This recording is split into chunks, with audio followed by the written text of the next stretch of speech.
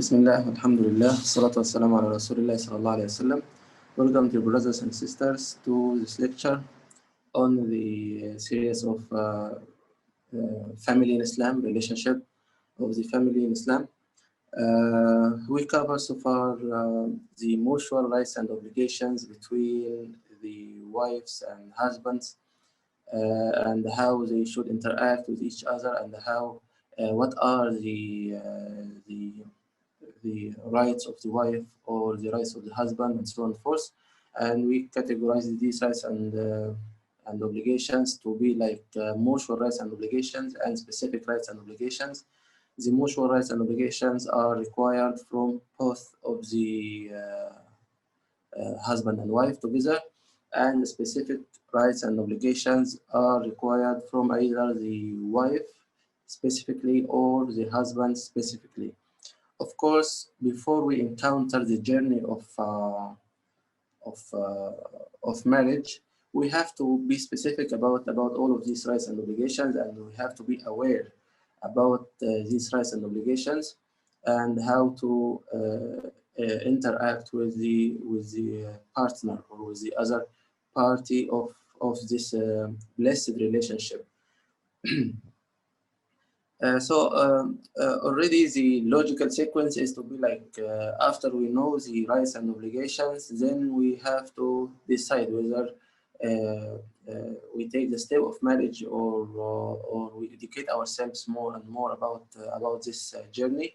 And if we are already aware about these rights and obligations, and then we have to take the next step, which is to get married or to start this blessed journey. Of course, the design or the structure of these lectures is to be for all people, whether they married or unmarried.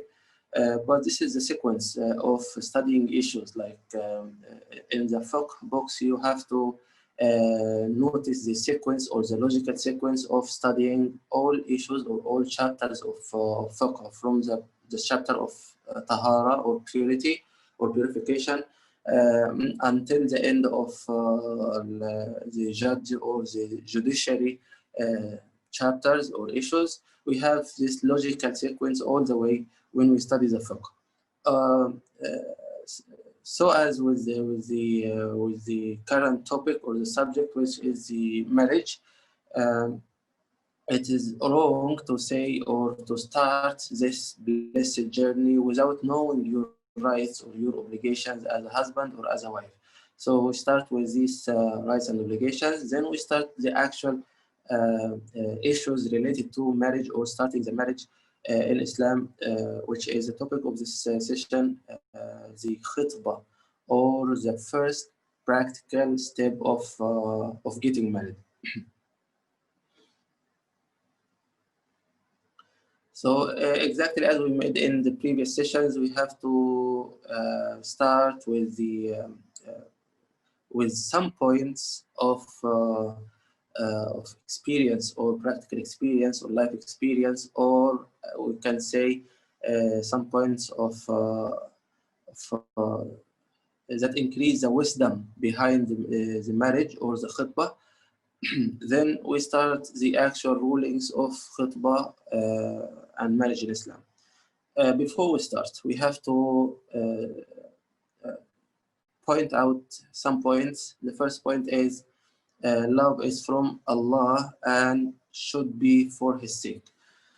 Of course, the marriage in Islam is dedicated for, or the purpose of marriage in Islam is to fulfill the natural desires of human beings. That's why Allah subhanahu wa ta'ala organized and systemized the relationship between the males and females, or the men and women, that they have to have a legal relationships to fulfill their desires, not illegal relationships, to protect themselves, to protect the community, and to safeguard the borders or the hudud that Allah subhanahu wa ta'ala ordained in this worldly life.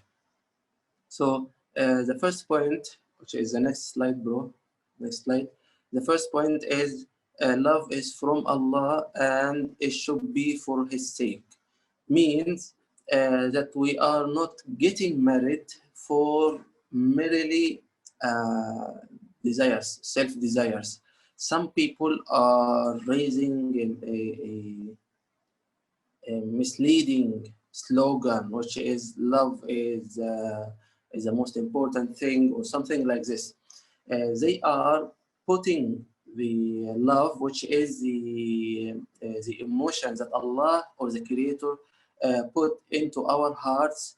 They are putting this kind of love before the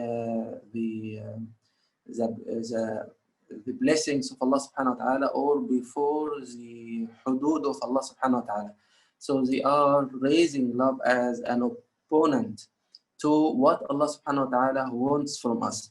Of course, love is a blessing from Allah subhanahu wa ta'ala, but it should be in its due course, or in its due direction, or in its right direction, that it cannot precede the what Allah subhanahu wa ta'ala legislated as a religion or as a deen. So it is an illusive to say that God who created the love, then love would be the criterion.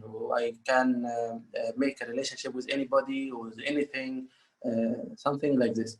So here is a mixture between the essence or the concept of love and the experience of love, and as a human desire, and what Allah subhanahu wa ta'ala legislated to organize these emotions, or to organize these desires. So yes, love is a blessing of Allah subhanahu wa ta'ala, but it should be from Allah. As it is from Allah, it should be for the sake of Allah subhanahu wa ta'ala. From the love of Allah subhanahu wa ta'ala, we can derive all kinds of love. Our love for our spouse, our love for our sons, daughters, and so on and forth. From the love of Allah subhanahu wa ta'ala, we can derive all other kinds of love. So it is a satanic whisper to say that I love so and forth, and Allah subhanahu wa ta'ala created this love, or allowed this love into our nature as human beings, so I would marry him. No, the marriage in Islam, as we said before, is not a civil contract, it is a religious contract. It is a contract that should be driven by Allah's pleasure, by Allah's judgments and rulings. So yes, it is. If someone, for example, if a disbeliever or an atheist, for example, yes, a man or a Muslim man is loving her, it is not allowed for you to marry her. Why? Because the love for Allah subhanahu wa ta'ala should be more than any kind of other love. So we have to be aware about this, and to seek the pleasure of Allah subhanahu wa ta'ala when we start to love someone, or to give emotions towards someone, or to decide to marry someone. That the main drive, the main reason behind this is to attain the love of Allah subhanahu wa ta'ala through exchanging these emotions with the right person, as Allah subhanahu wa ta'ala wants from us. So love is from Allah as a blessing of Allah subhanahu wa ta'ala, and should be for His sake alone. Should be for His sake alone. At some points of our life, maybe most of us would have to choose between our self-desires and Allah's pleasures. And this experience is not for a specific person.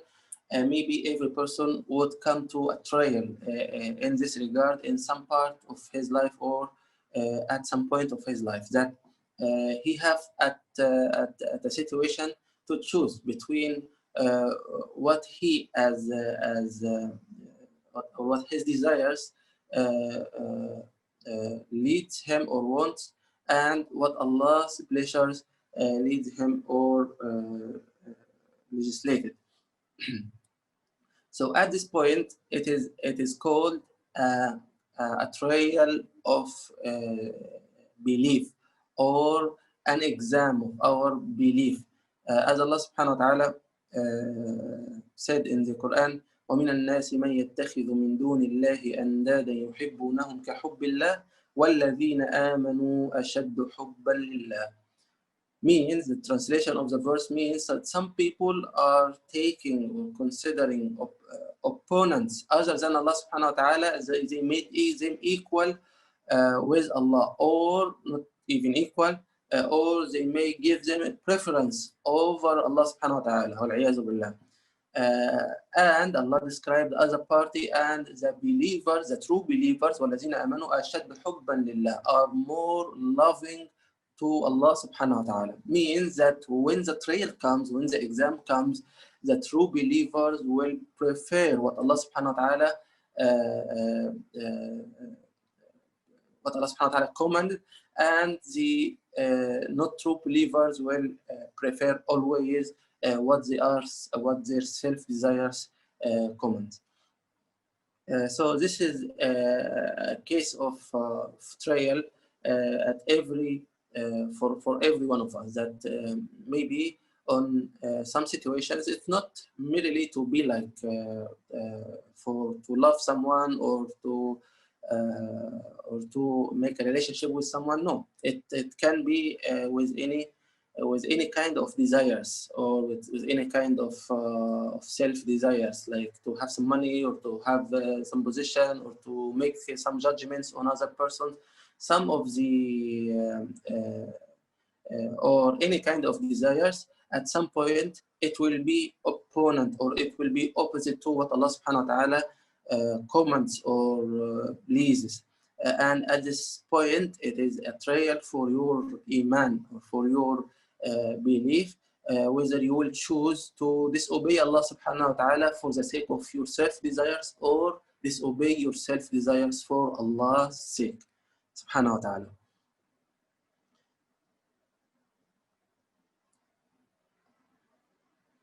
Also, one of the points to be considered about marriage is that it is meant to build your deen and welfare. It's meant to it's built to it's meant, or the purpose of marriage is to build your deen and welfare in this worldly life and in the hereafter, not to deconstruct your deen, or not to deconstruct your welfare in this worldly life or in the hereafter. Brother, we are still in slide number 2. We are still in slide number 2. Point number 3. That the concept of marriage, or the purpose of marriage, is to protect us and to introduce welfare and happiness to our life. And of course, the people who get married exactly know the life before marriage and the life after marriage, that more happy, more joy, especially if also children comes, you will feel and you will experience some kinds or some colors of joy that you didn't experience before. Your happiness, if it is a correct marriage, of course, your happiness will increase, your contentment will increase, your religiosity also will increase. So this is the case, and this is the purpose of marriage. And as long as you are increasing in your religiosity and in your welfare and your happiness, means that your marriage was the correct decision, and your marriage was in the correct way, or in the due way. So this is the overall object of marriage. That's why it has a great degree in our religion. And Allah subhanahu wa ta'ala described him as al-mithaq al-ghalidh, yani the most strongest bond or relationship.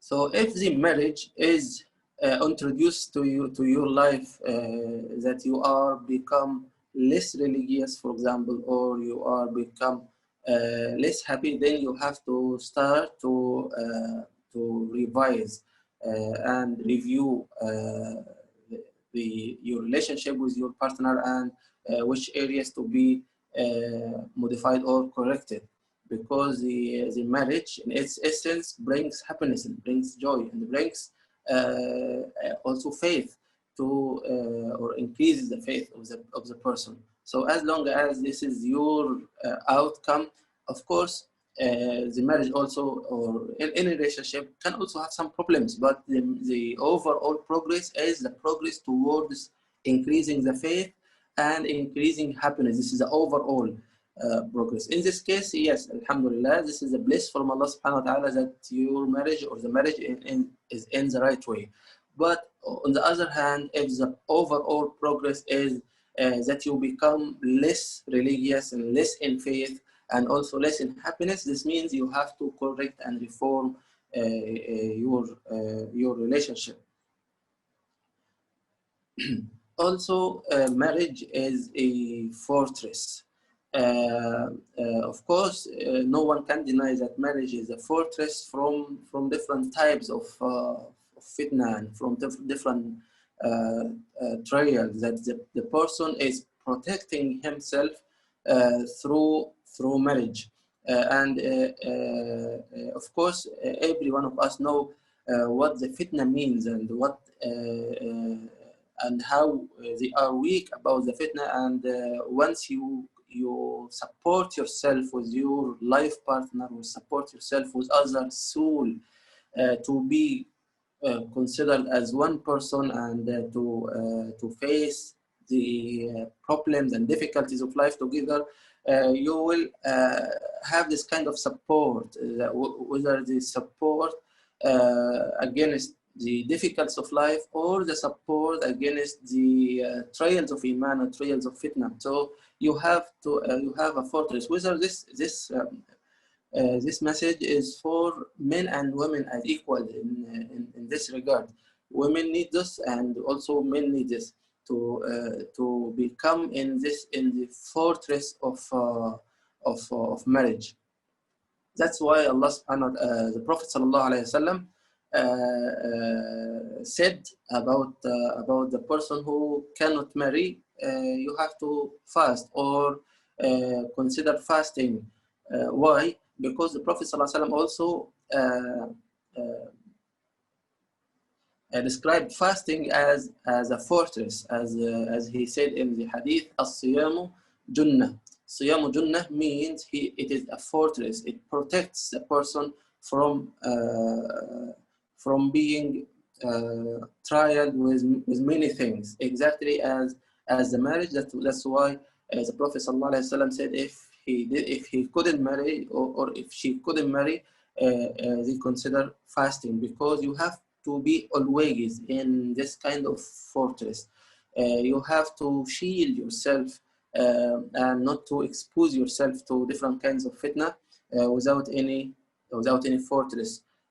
Because if you did so, you will fall into the fitna, or you fall into the trial, as the Prophet also sallallahu alaihi wasallam said about the fitna, or about the trial, man istashrafa laha tastashrifuhu. Whoever exposes himself to the fitna, then the fitna will beat him, the fitna will overcome him.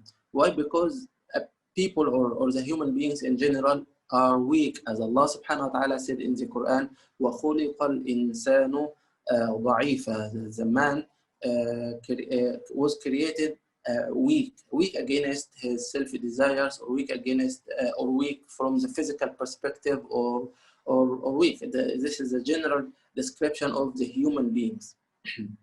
So how to support or how to strengthen our weakness? One of the reasons is to put ourselves into a fortress, or to shield ourselves against trials or against difficulties. So marriage is one of the major fortresses for the human beings, whether they are males or females. Also, before you initiate the step of marriage, you have to know your rights and duties as a man or as a woman or as a husband or as a wife. Because if you didn't know your rights or duties, then you will first of all you will not demand them. If the opposite or if your partner is not giving you your rights or is not doing or fulfilling his duties and obligations, then you are not aware about this, and you will not demand it, and you will not ask him or request him to do so. Exactly, on the other hand, you will not be able to correctly do your obligations and duties. So whether you demand or you fulfill, you will have a discrepancy, and you will not correctly practice your rights and duties as long as you don't know them. So it's important to know your rights and duties before you get married. So next slide. We start with the rulings of khutbah and marriage. Of course, khutbah is an Arabic word which means the marriage proposal, that a person is making a proposal to another person to marry her, or to marry his daughter or sister, and so on and forth. So the man is the one who is making the proposal in general, but in some cases the woman also can make a proposal.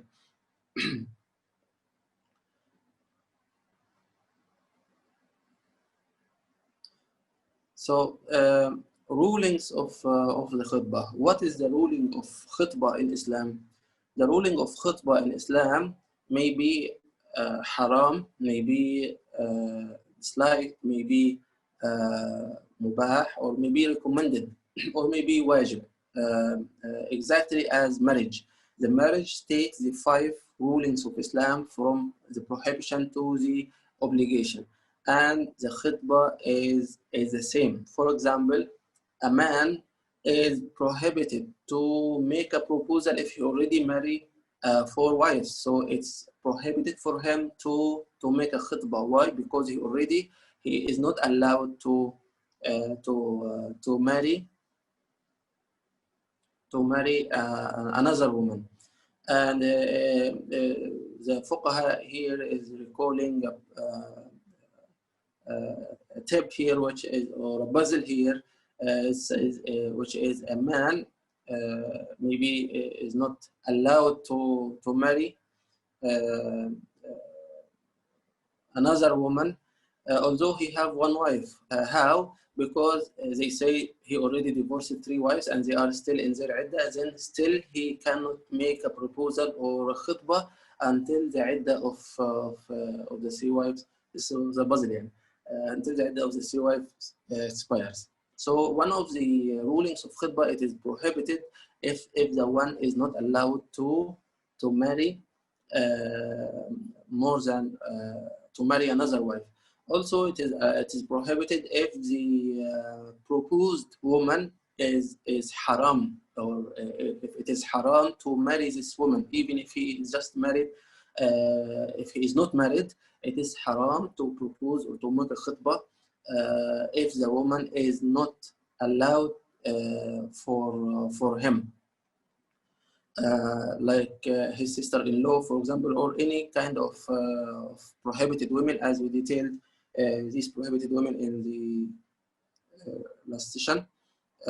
So also it is disliked if the person is not already ready for this step.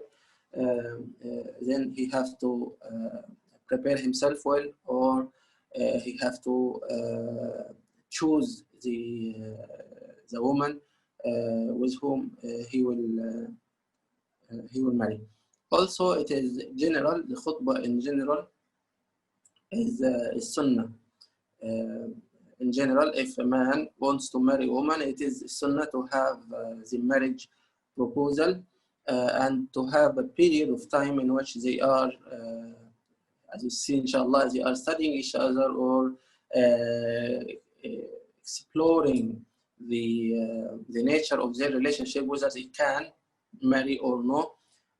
But for marriage itself, it is not required to have a khutbah before the marriage. Maybe we'll cover this inshallah also in the rulings of marriage, that the khutbah in general is sunnah, but it sometimes it can take the prohibition or the dislike or the obligatory judgment according to specific circumstances. But in general, it is a sunnah, as the majority of scholars say.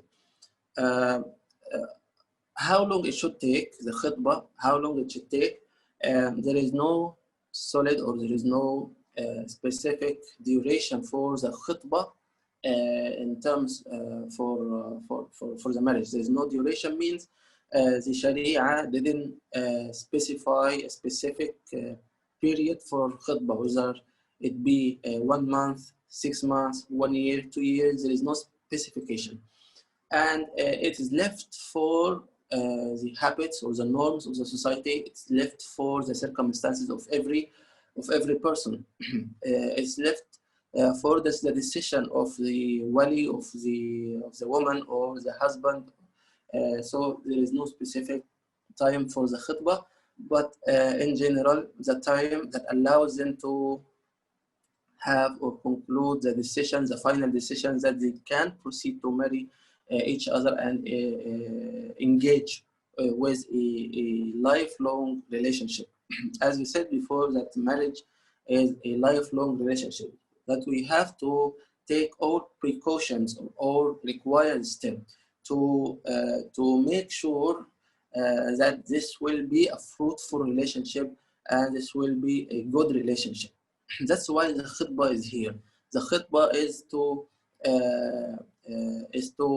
know more about the other partner, is to know more about his etiquettes, his morals, his religiosity, and to conclude the final decision that yes, he is my husband or she is my wife, or no, I cannot live with him, or she cannot live with me or with her. So this is the case. There is no specific duration of the khutbah, but the recommendation is to have a due time in which you become sure that this is the good person, or this is, as they say, this is Mr. Right. Also, it is not from the sunnah to prolong the duration of the khutbah without a justification or without the reason, as long as you reach the final decision after some trial, some examination, some discussions, and so on and so forth, as long as you already become sure. So it is recommended to do the marriage contract, or to conclude the marriage contract, because this is the purpose of the khutbah and it is already fulfilled. So there is no room for the khutbah, or there is no reason for prolonging the khutbah. Also, the khutbah may be required if the husband is not ready yet, or the wife is not ready yet, in terms of preparing the household, or preparing the house of the family, or preparing their stuff, and so on and so forth. So it is also a kind of a breeze to finish all preparations while you're still engaged.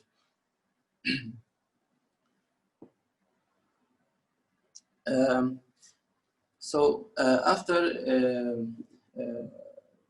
the khutbah is required or explained, we have to be aware that there must be a mutual agreement between the man and the woman, or the spouse, that or initial agreement, or mutual initial agreement between the man and the woman, that initially I don't object for him or for her to be engaged and finally get married, because this is a kind of the first step of the marriage contract. There is no room to say that we have to force the woman, especially if she is adult, or the man, especially when it comes to the parents or the father and mother. There is no room to force any person to engage himself or herself with a relationship with some person whom he dislikes or whom she dislikes. So as long as there is dislike, there is refusal. So in this case, there is no room for the khutbah. The khutbah is to investigate or to let's say is to examine the opportunities of getting married, or the opportunities of finally agreeing in the marriage contract that this will be your husband or your wife. But if the refusal from the beginning that there is no way to marry this person, or I will refuse to marry this person from the beginning, in this case, there is no room for the khutbah. There must be a mutual initial agreement for the khutbah between the man and the woman. And based on this mutual agreement, then the khutbah can take place. Also, one of the rulings of the khutbah is that you have to choose the right person, or you have to choose the correct mentality for you. Why? Because there is many reasons for marriage. Some people may marry for the beauty of the woman. Some people or the man. Some people would marry for she is rich or he is rich. Some people would marry for he is in a position or she is in a position. There are many of the reasons to choose someone for marriage. It is not always, of course, love. Some people would prefer other things. That's why the Prophet ﷺ said, تنكح المرأة لمالها ولجمالها ولحسبها ولنسبها فاصفر بذات الدين تربت يداك أو كما قال صلى الله عليه وسلم. The meaning of the hadith is that a woman would be married for being beauty, being rich, being in a high position or in the society. And the Prophet ﷺ said, فاصفر بذات الدين. So he didn't say take or choose the religious woman. He said win. Let you win the religious woman.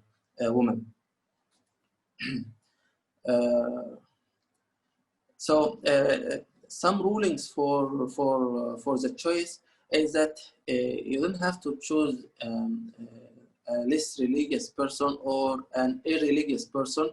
That the person is not maintaining a prayer or not maintaining or not dealing with the Islamic dealings or not involved with the Islamic dealings. You have to focus on the religiosity, and of course, if we say the religiosity, it doesn't mean that we dismiss other aspects, because it is already established that it's okay to marry a woman for being a beauty, but what it is not okay is that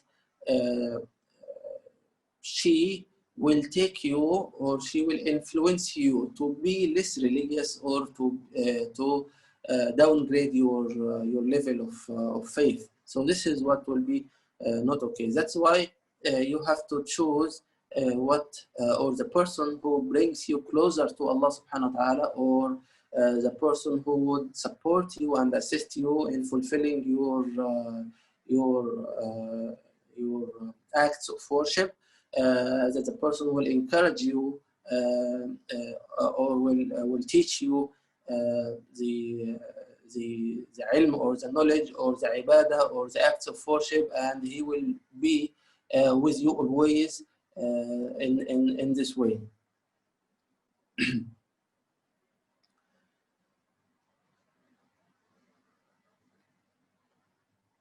Also, one of the important points of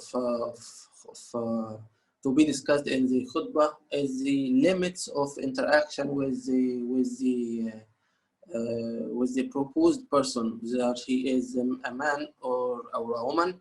They have to have some limits in terms of interaction, in terms of conversation, in terms of looking, in terms of dealing in general with the other party. Why? Because the proposed person is still not a husband or not a wife. Being a husband, being a wife, is only after concluding the marriage contract, not proposing some person. Because the khutbah is merely a promise for marriage. It's not a marriage, it is a promise for marriage. That's why you have to maintain the situation of you are talking to a person who is not your husband, who is not one of your mahram, in terms of dressing, in terms you have to not to expose one of your part of your aura to him. In terms of dealing in general, he is still not your husband, she is still not your wife. That's why don't request or don't claim or don't expect from the other party to deal with you as a husband or as a wife, because it contradicts the rulings of Islam. Also, one of the points related to the rulings of the khutbah is that some people are making conditions. The conditions in the khutbah mean some people, some families, one of the walis of the family, for example, some people are making claims, and these conditions, and these conditions may be in line with the Sharia or contradicts the Sharia. Some people would say, I would agree to propose, not to marry, to propose my daughter or my sister if you do so and forth, which contradicts the Sharia. Or I would agree if you make so and so financial or in-kind arrangements which doesn't contradict the Sharia. So you have to focus on these conditions once the family or the wali of the woman, or the woman herself, or the man himself, the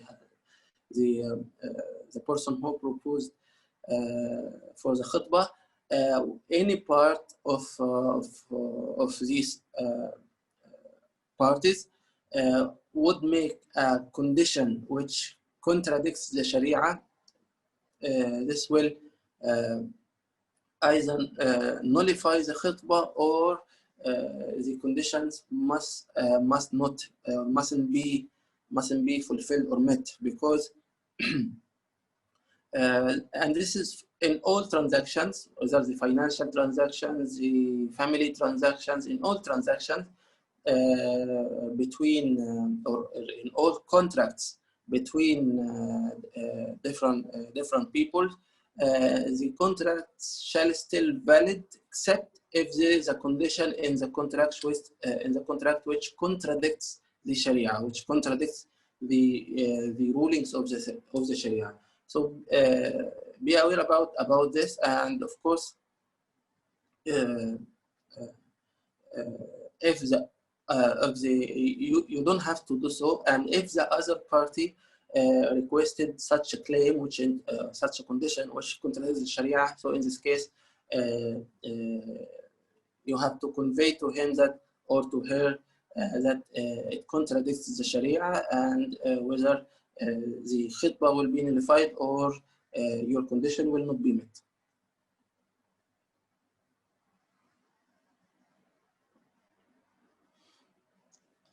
Also, one of the rulings of the choice is that, as we said before, that we have to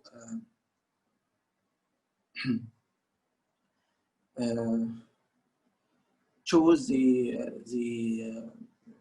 right woman for you and the right man for you. And the right woman or the right man is not only to be religious, but it is the most important part, of course, is not only to be religious, but also to consider other aspects of the personality of the person. Maybe he is very religious, for example, but he is very harsh. So, or she is very harsh, and some people cannot tolerate the harsh relationship. For example, so in this case, even he or she is religious, but you can or you have the legal reason to refuse this person, and this is a correct understanding of different narrations or different aspects of narrations of the Sharia. It's not only as long as a religious person proposed, then we have to accept. Yes, we can accept if other aspects also is in line with our personality or our way of life or our expectations.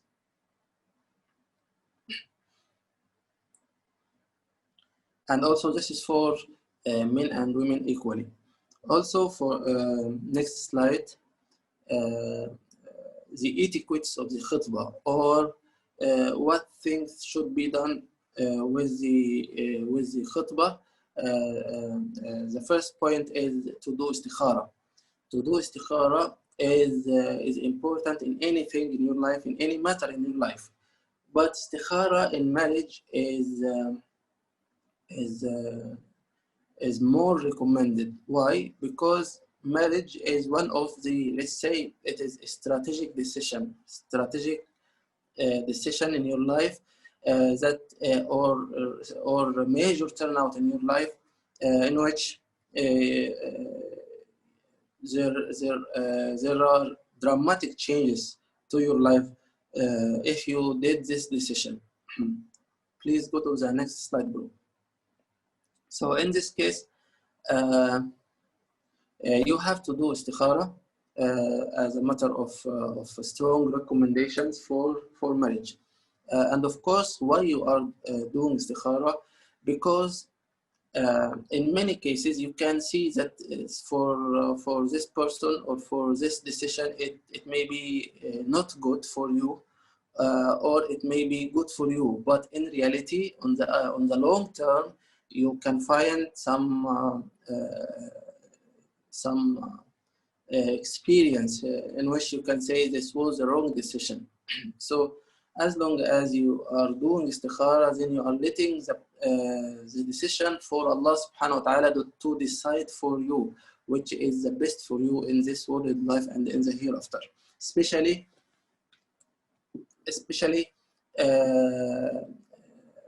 in the decisions in which you cannot in any way conclude or expect the final long-term repercussions. You have to do istikhara, you have to resort to Allah subhanahu wa ta'ala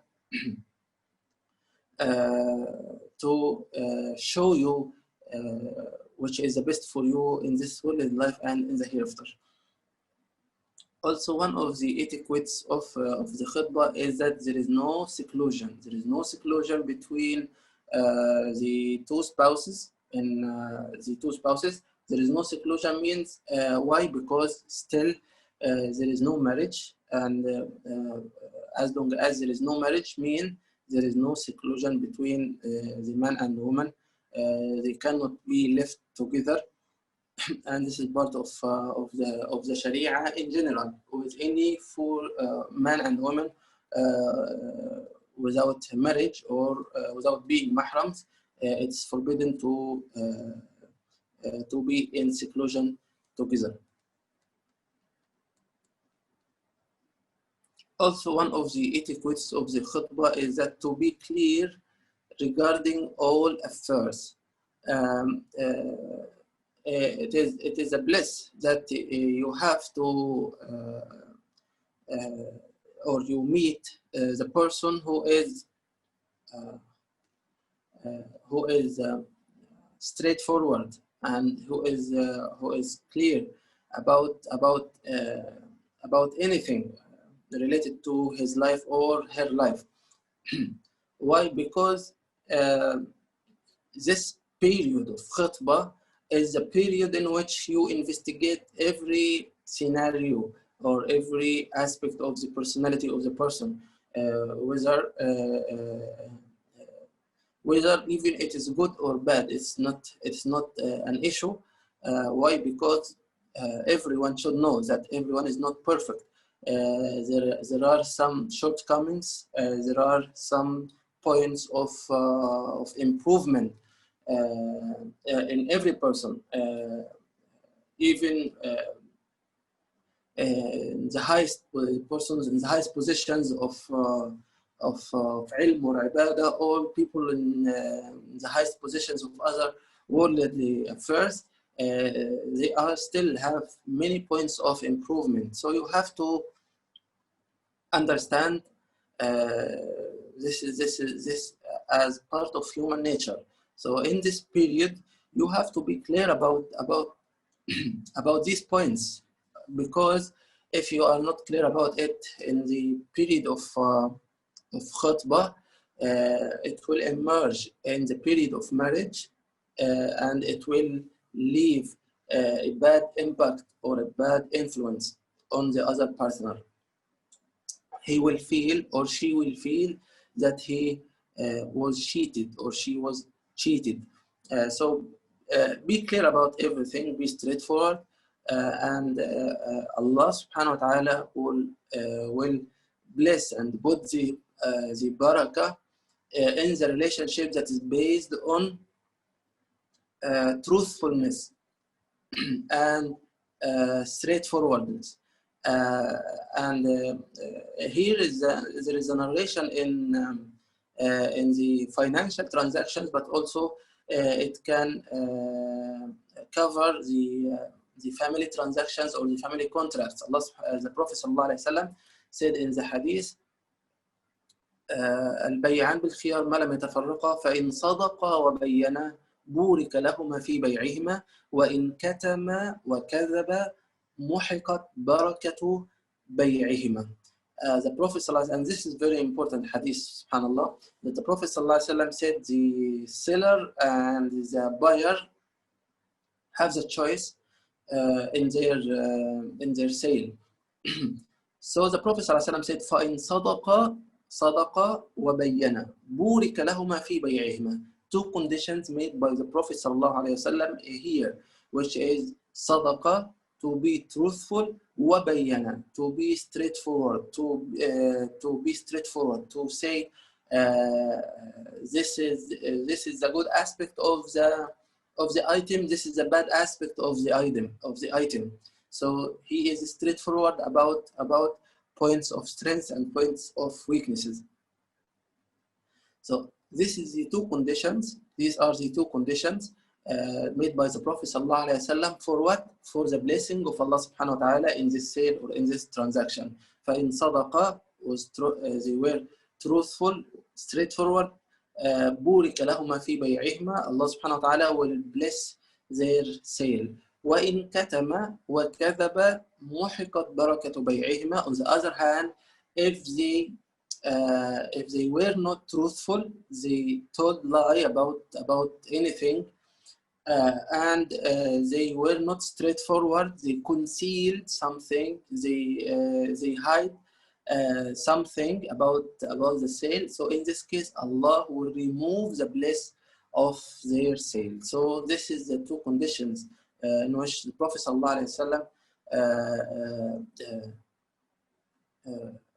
made about the blessing of Allah subhanahu wa ta'ala in this transaction. In sadaqah wa bayana, be truthful, be straightforward, then Allah subhanahu wa ta'ala will bless this transaction. Exactly in the issue of marriage, it is the same. فإن صدقا وبينا, the man and woman, they were truthful to tell each other about different aspects of their personalities and their affairs and their circumstances. Allah will bless their relationship and their marriage. And وإن كتم وكذب, if they told lie about anything, or if they concealed something which is serious or which is required to be known by the other partner, Allah will remove the blessing of their relationship.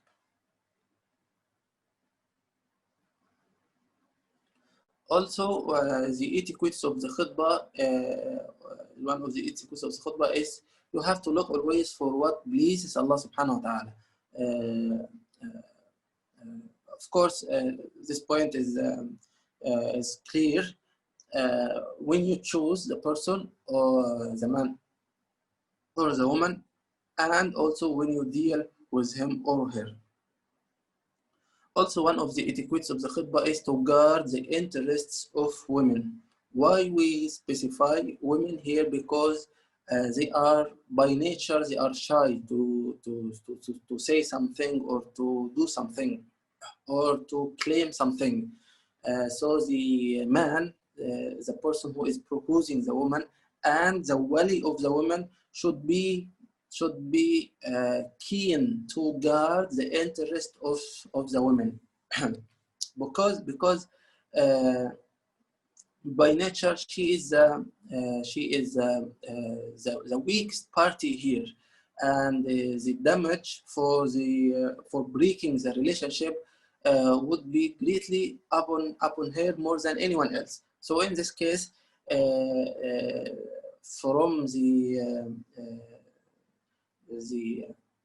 from being responsible for her, whether as a husband or as a father or brother or so on forth, then they have to guard the interests of her, whether from the financial perspective or from any other perspectives, from the psychological perspective and from any other perspectives. Of course, also the interests of men should be met and should be guarded, but for women it is more necessary. Why? Because they are the party upon which there is more injustice or more burden for the wrong or the bad consequences of breaking the relationship. It's not only when breaking the relationship, but also when establishing the relationship. The mahar, for example, the wali of the woman should be keen about the mahar and about the financial interests or financial rights of the woman, and also the husband should be at the level of responsibility in this regard. Also, always, one of the etiquettes of the khutbah is that you are always reminding yourself or reminding your partner that you are still not married, to protect or to prevent any kind of illegal acts or any kind of illegal situations.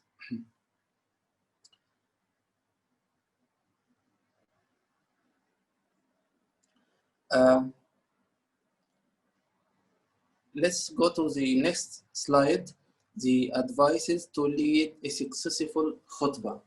The first advice is to, let's say, to pay attention to all of the previous points, whether the points before the khutbah or the rulings related to the khutbah or the etiquettes of the khutbah. You have to pay attention or pay the due attention to all of the previous points, because as long as you are practicing or you are aware about this and practicing this, then you will lead a successful khutbah. But more tips to bring the khutbah to the shore of success is that you focus on these points. First point is religiosity is the main factor, whether to maintain or to strengthen the relationship religiosity is the main factor for establishing, strengthening, or even breaking the relationship of the khutbah. Also, one of the points is the mutual understanding between the man and woman. If you feel that there is a mutual understanding, there is a bliss for Allah subhanahu wa ta'ala. And the mutual understanding also can be on two kinds or two types. The mutual understanding means that both of you have or share the same life view, the same purpose of life, the same objectives or goals of life. As long as you are sharing the same mission in this life, means it will be, or there will be, a mutual understanding for your decisions or for your acts. Also, the mutual understanding is meant for the understanding of the shortcomings of each other. So it is to share with each other the same purpose of life, the same mission of life, the same ideology, the same practice, and also on the other hand to understand the shortcomings of each other, because no one is identical or even with his twin or with his brothers and sisters. There is no identical. There is no one would be identical with you. There would be many differences, many differentiation in mentality or etiquettes or morals and so on. For there would be or personality. There must be a differentiation. So you have to understand or to take these differentiations from the understanding mentality, not from the mentality that conveys or reveals to the person that whoever is not like me would be a bad person, or would be a stupid person, or would be something like this. Some people have this kind of mentality that they are dealing with any differentiation in a sensitive way, or in a way that is not comfortable, or they are not comfortable with any differentiation. You have to understand that all people are different. Just imagine you and your father or your mother. There is differences in many ways, in thinking, or many ways in personalities, and many aspects of personalities, and so on and so forth. So you have to acknowledge this fact of life, that you have to set the clear boundaries about the differentiations that you agree with and the differentiations that you are not agree with. Also, one of the tips of leading a successful khutbah is the counseling from experts or scholars. If you don't know something, or if you are not sure about something, the healing is to ask, as the Prophet ﷺ said, "Ala sa'alu iz lam ya'lamu." Didn't they ask if they didn't know? Means if you are not sure about something, or if you are not sure about to continue this relationship or to break it out or something like this, you consult the people whom you trust, whether they are experts in life experience, or the wisdom people, the people who have the wisdom, or who are known to be wise, and the scholars, whether this matches the Sharia or not. And with this consultation, you can make use of the wisdom of other people to correct your relationship, or to deal with different challenges in your relationship. Counseling is not a bad issue or a bad choice. It is a good choice, and always there are people who are more wise than you or more knowledgeable than you, and who can give you a more wise decision or a more wise answer to your questions. Of course, there are some let's say limits of counseling, like you don't counsel or you don't ask every person around you, or to have the same question, ask many people who would give you many answers and you would be confused. Just trust person who the religiosity and a person who is religious, have the understanding, the clear understanding of Sharia, and have the wise mentality that he can give you the most plausible decision to your circumstances. Also, one of the tips to lead a successful khutbah is that you plan the major steps until marriage. So you agree with each other on the major steps. You would start with so and forth. Then after 2 months you would do so and forth. After 1 week you would do so and forth. So plan the major steps, even with for the ceremony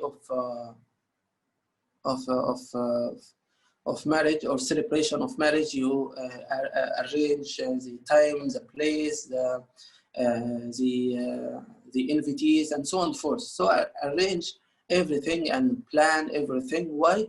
To avoid quarrels and to avoid disagreements in a critical time, or during a critical time. Many unsuccessful marriages, the reason behind many of the unsuccessful marriage or stories of marriage or khutbah or engagement is that point that they didn't agree on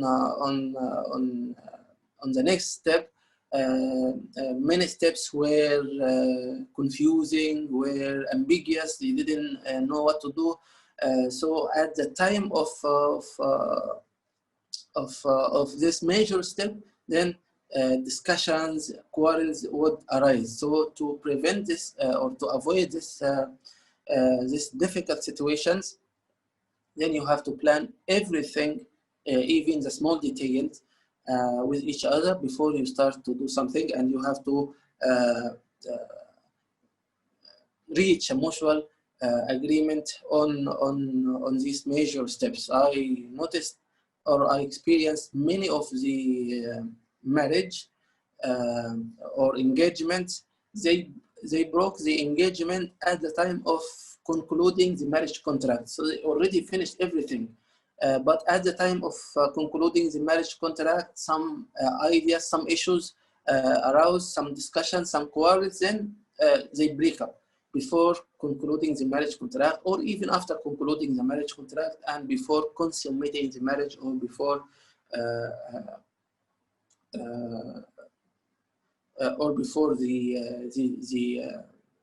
day of nikah, or the time of nikah. So this is the case. You have to plan with each other the major steps, and you have to be aware and agree with each other on these arrangements, or all arrangements. Also, in this period, try to study your partner. Means try to know most of the aspects of his or her personality. Of course, the limitation of dealing with a partner will prevent some of the let's say, will prevent you from perfectly analyze the personalities of every or all aspects of the personality of the person, but as much as you can within the limit, within the limits of the Sharia. Then you have to investigate, or you have to know the personality of your partner and different aspects of personality of your partner, and also the circumstances and the future thinking or the future planning of your partner.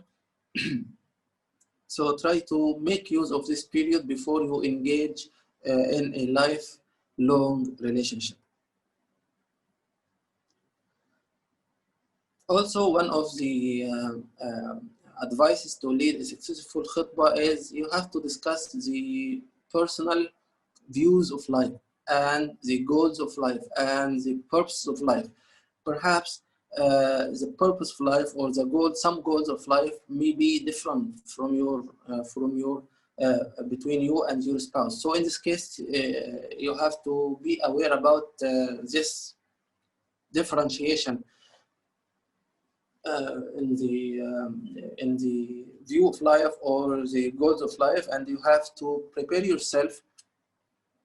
Whether you are a man or a woman, of course, you have to prepare yourself with this different lifestyle or different life approach or different life goals for your partner. So to be aware about this, you have to discuss all of these issues before. Maybe after the marriage, the man would be surprised that the woman would take a specific career path, for example, or a specific profession, or the man is seeing the life or having an approach of life of so and forth, which is not easy for the woman to accept, and so on and forth. So you have to discuss all personal views of life and purposes of life and the goals of your life, including the profession, including the how to educate and how to raise the children, including some of the concepts, like the concept of freedom, the concept of religiosity, different kinds of issues in which you can examine and you can analyze the life approach of your partner. Also, one of the successful khutbah is that you strengthen your relationship with the family of your partner. So you will not marry a person.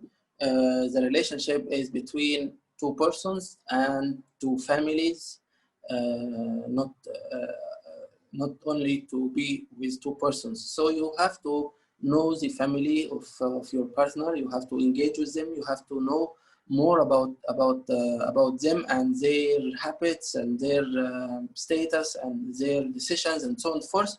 And this, of course, for the partners, for the two partners. So these are some of the tips of leading a life or a successful period of khutbah. Do you have any question on this regard? Alaikum assalam wa rahmatullahi wa barakatuh. What is required to be ready in knowledge, as fluency is not a requirement?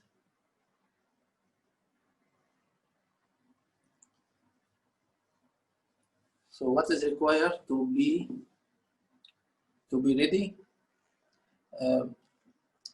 As far as I understand this question, to be ready for the marriage, you have to prepare yourself from different aspects, from the financial aspect, from the psychological aspect, because some people before or they have certain lifestyle in while they are not married yet. But of course, this lifestyle must be changed when you get married. Some people, for example, may have like they are going to work, and then after work they come to the house and they, let's say, uh, watching TV or something like this. They are not interacting with the people in the house. Some people are like this. So psychologically, you have to change this, because you will not live in the house alone. You have to talk to your spouse. You have to engage with him or with her in different tasks in the house, and so on and forth. So some of the, not only for the financial aspect, but also from the psychological aspect, you have to change your lifestyle, which contradicts the essence of marriage and the rights and the duties of marriage.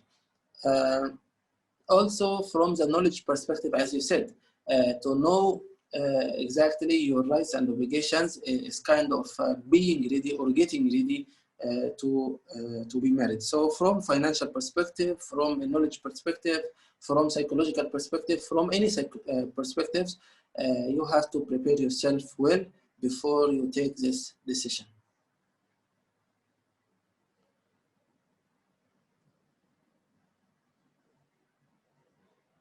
Any other questions?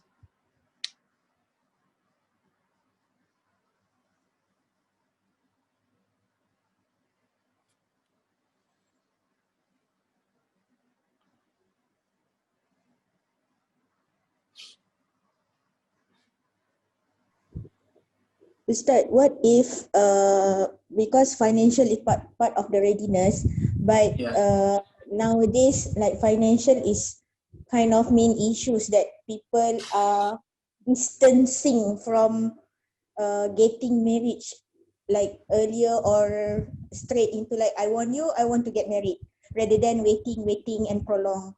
So how does it Sorry, it's not sister, the voice is not clear. I can hear you hear me now? some words, but I didn't hear other words. Okay, now is it better? Yeah.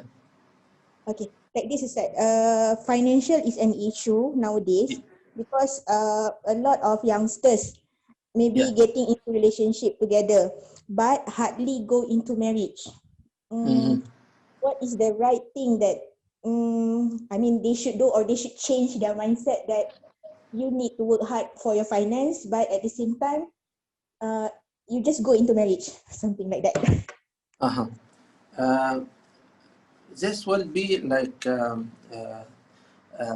very hard to give a general answer, but why? Because some situations you have to choose, or you have to be aware about different circumstances about this decision. For example,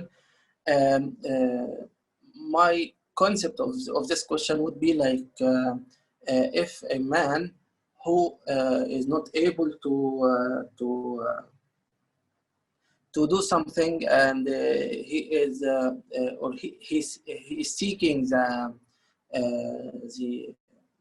the marriage or the nikah, and he is a religious person, for example, and he is a responsible person, means he is working hard, he is doing so and forth, but he lacks the due amount in which he prepare an apartment, for example, something like this. So in this case, we all have to have this responsibility from one side to guard the financial rights of the woman, and from the other side also not to let's say not to slaughter the man with over requests or extreme requests from the financial perspective. So this is part.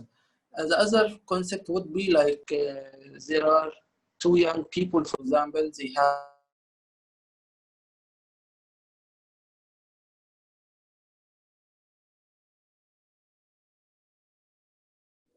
Ustaz, sorry, we cannot hear you.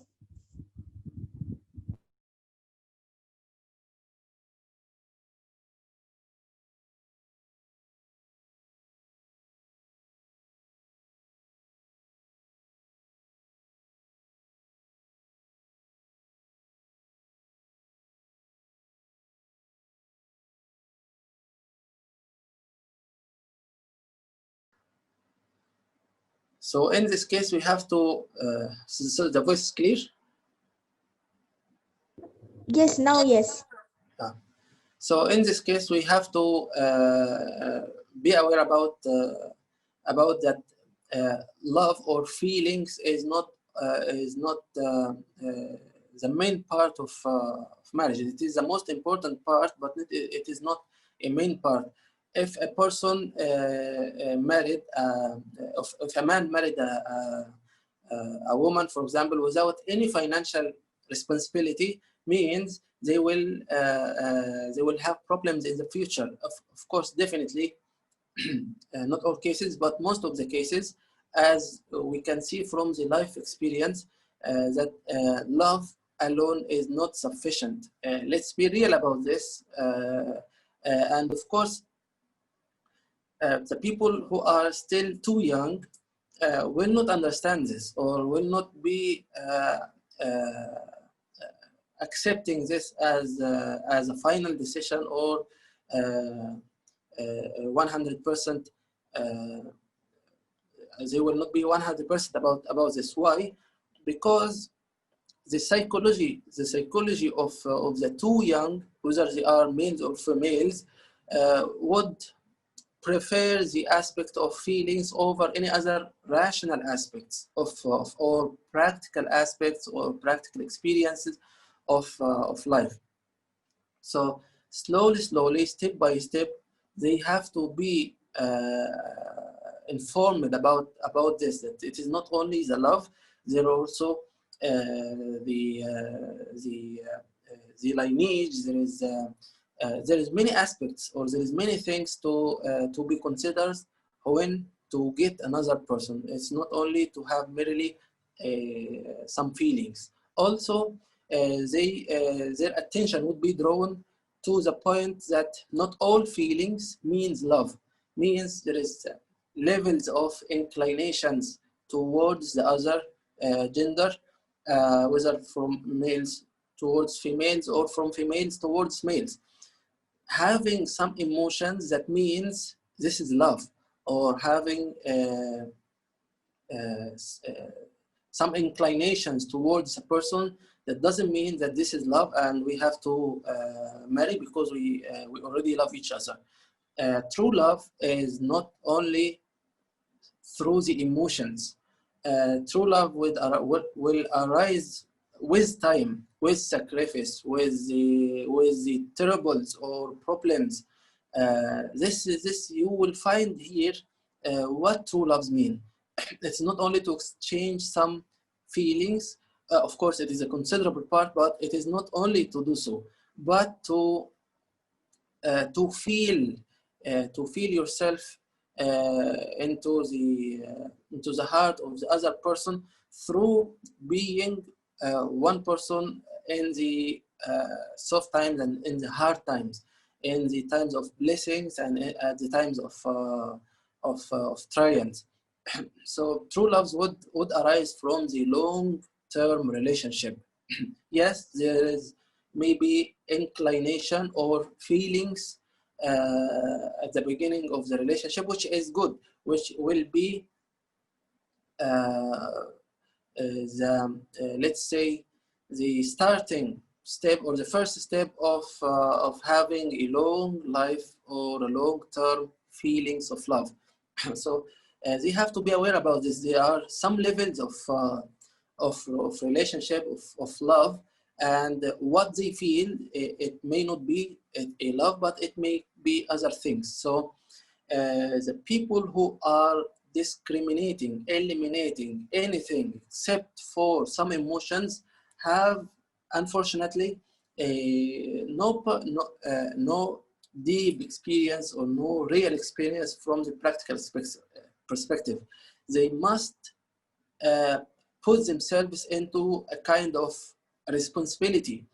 If he is too young and if he wants to marry, he has to provide himself and has to provide herself with the nafaqa, with the financial rights or financial obligations. So he has to prove that he is a responsible person. and she have to prove that she is a responsible person. So if there is any, which of course we experience hundreds of issues like this, that they are still too young in the secondary school, for example, some cases in the elementary schools, and they are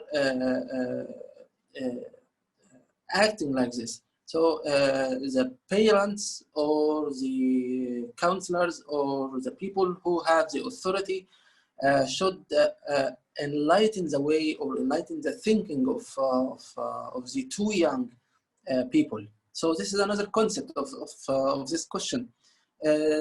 Also, there might be another issue or a third scenario in which they are already not too young, but they are already mature and aware about all of these kind of relationship, but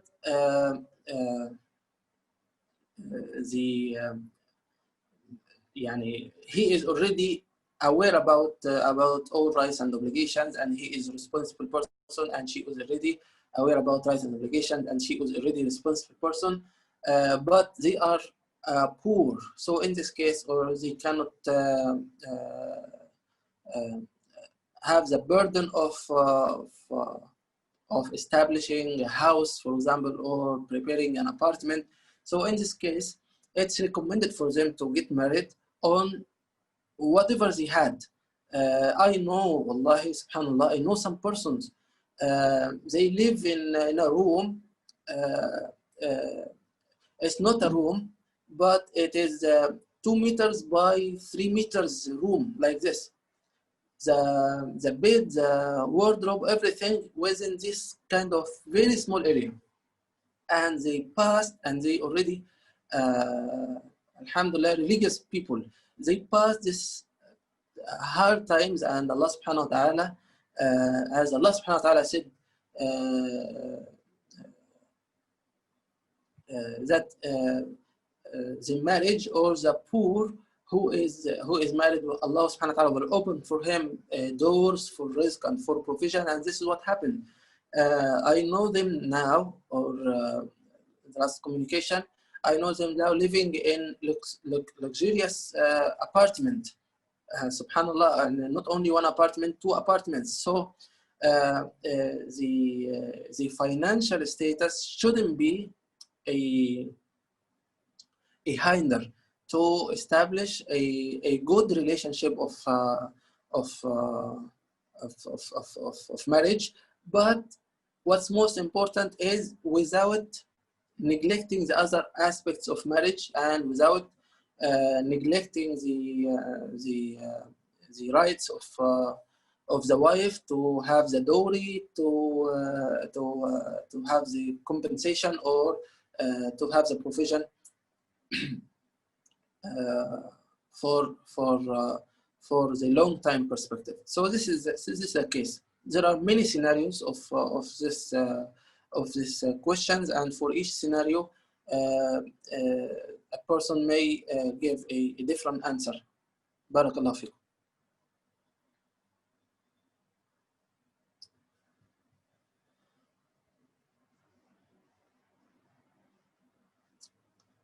So it is our responsibility, brother says, it's our responsibility to assist our children in the financial aspect once married. Is it our responsibility to assist our children in the financial aspect once married? Yeah, it's a good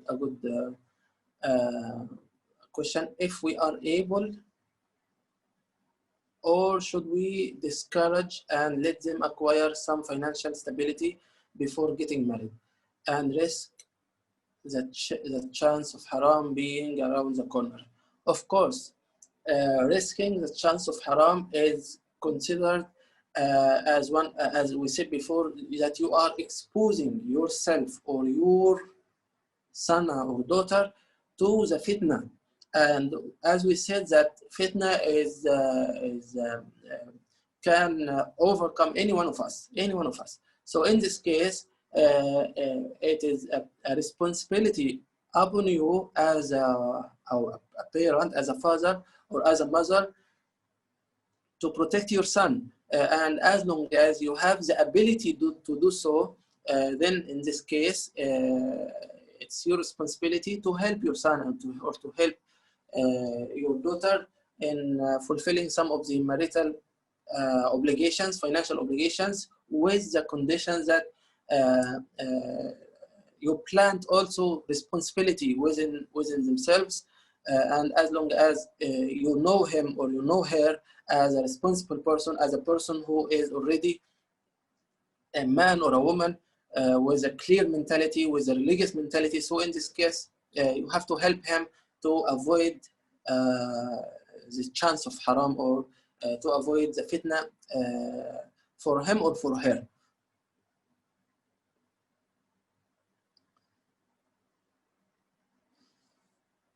Barakallahu fikum. Is there any other question?